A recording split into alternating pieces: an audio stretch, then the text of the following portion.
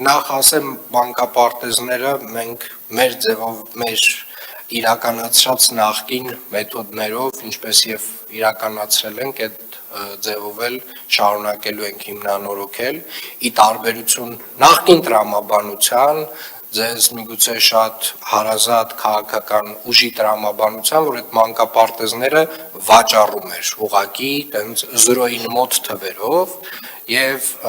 վերջին տարիներին, պարոն Սարգսյան, իհարկե տոնայնությունները հասկանալի է, նախընտրական էլի շրջան է մոտենում, բայց գոնե փաստերի տեսանկյունից մի փոքր պետք է անկեղծ լինեք, էլի, այսինքն այնքան ինչքան մանկապարտեզ 2000-ականներին վաճառվել է, մի քիչ դրանից շատ մենք արդեն հիմնանորոգել ու կառուցել ենք։ Գոնե այս մաս, ասում այդ մի հարցով գոնե մի խոսացեք, ինչ վերաբերում է մետրոյին, դրան հարց ու պատասխանի ժամանակ կանրադառնանք, Հայկ Գրիգորյան։